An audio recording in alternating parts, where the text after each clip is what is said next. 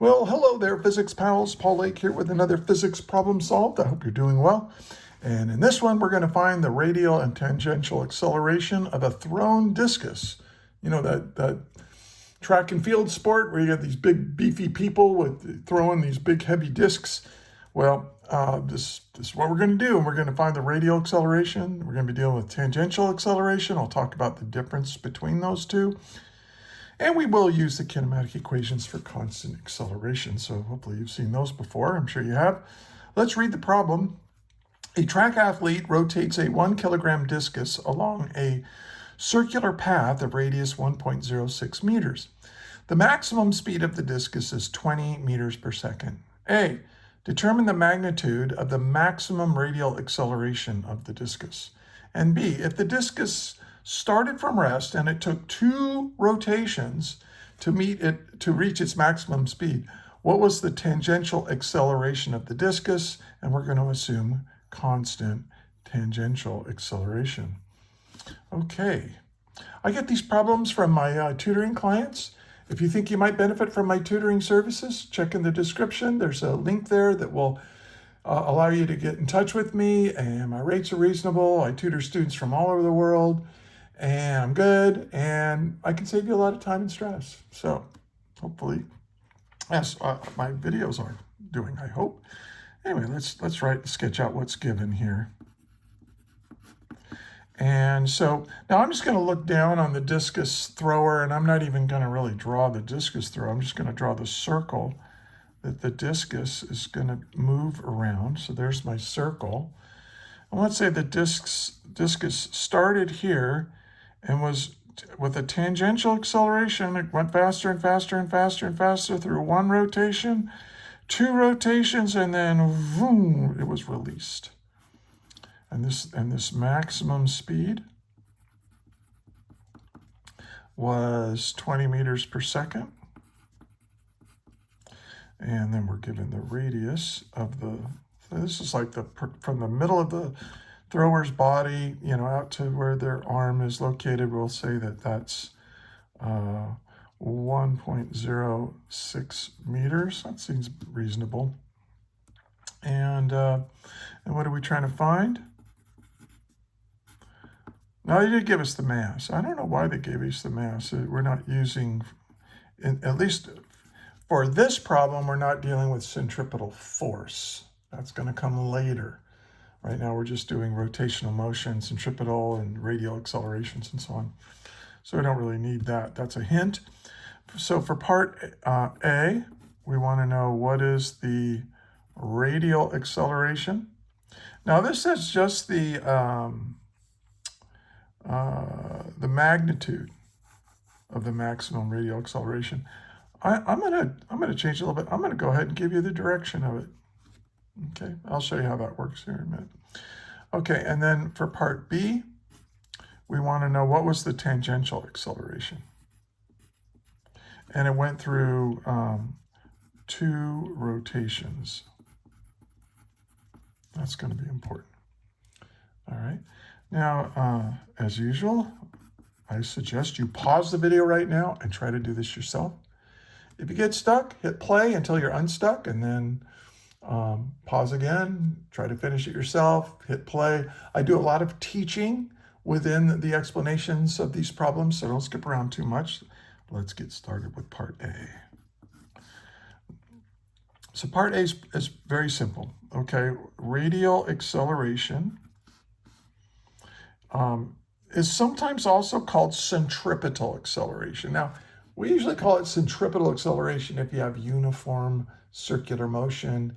The object isn't speeding up, it's moving at constant speed, moving in a circle, and so on. Radial acceleration basically means the same thing. It just has, we apply it to more different, like curvilinear motion, we call it. But if you called this centripetal acceleration, I would not complain. I think that that's perfectly fine. The magnitude of it is just the speed squared divided by the radius. That is the basic equation you need to know for radial or centripetal acceleration. But now, look, I put a vector hat on here. What's the direction of a radial acceleration? Well, it's towards the center.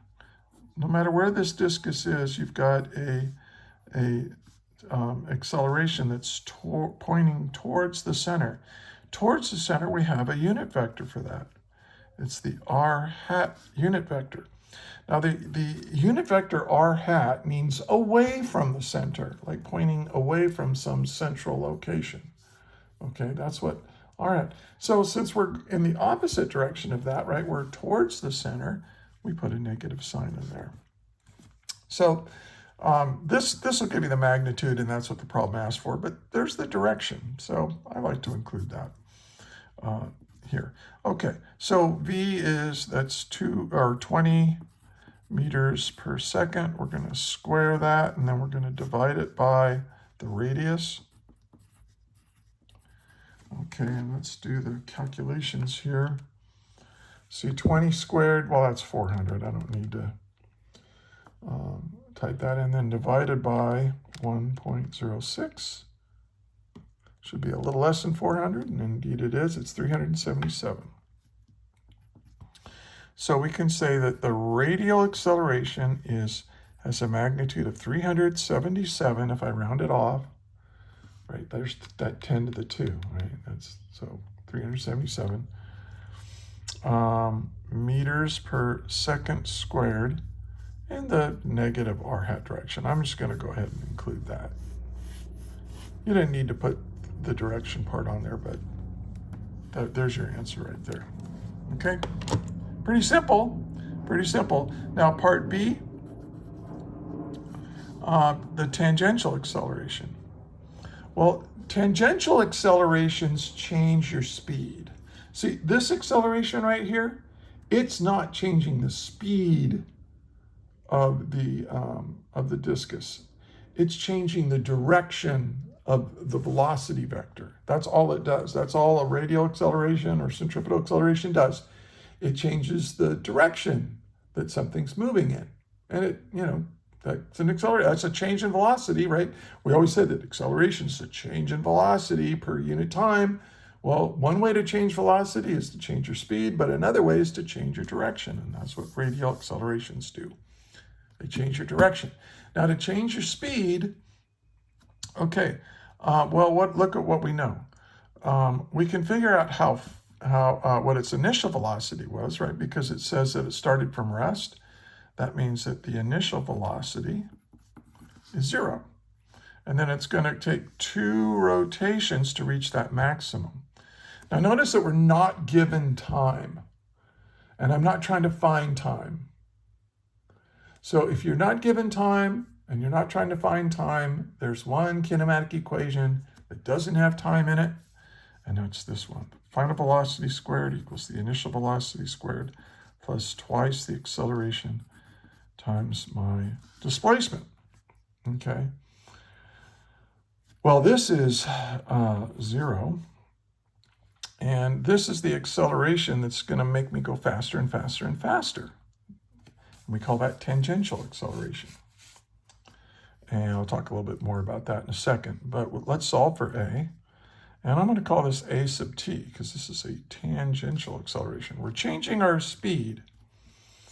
Okay, and so that's going to be, well, this is 0, so this is going to be my final velocity squared, and then I'm going to divide by 2 and my displacement.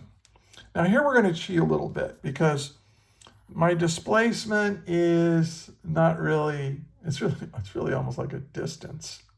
Okay, we're really talking about a distance here because it's the distance to go around 1, 2 times. Now, if I was being really, really accurate and say, this delta x is a change in position, well, if I start here and end here, you would say, oh, that's 0. No.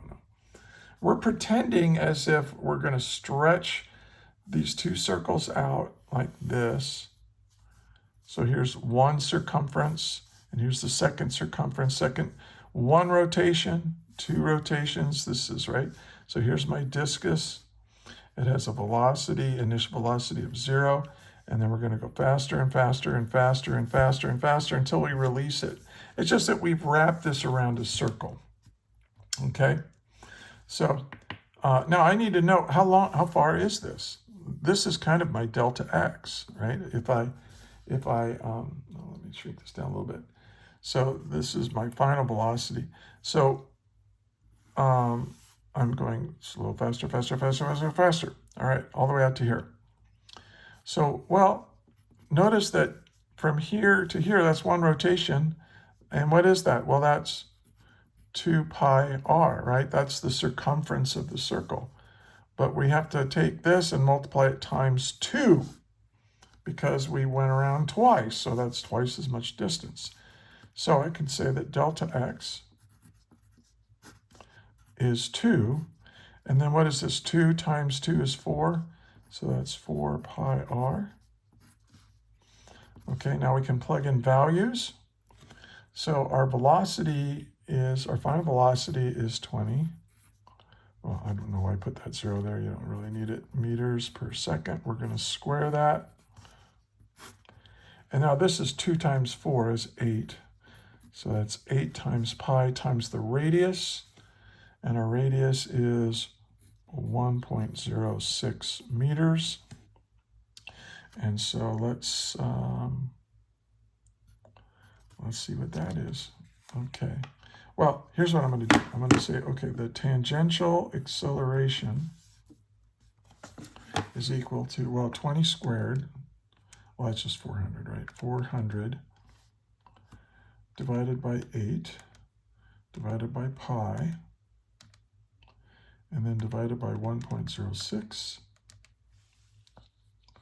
And I get 15.0.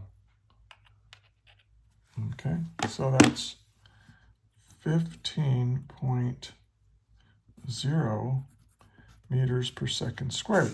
Now, this is the magnitude of the acceleration. So this guy had a, okay. How do I indicate that something's tangential? Well, I put this little subscript, sub t. That means that, hey, this acceleration is tangential. This is the acceleration that's changing my speed. Not the direction I'm going. That's the radial acceleration. But this changes how fast I'm going.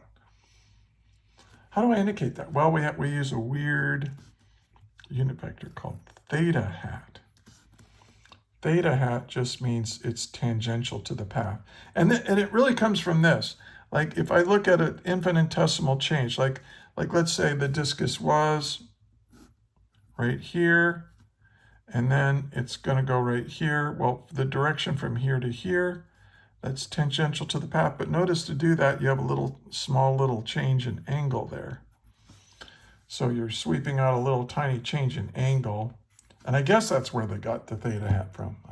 I actually don't really know, but I think that's why. If you're going in a circle and you change theta, right? Look at the tip of my pencil.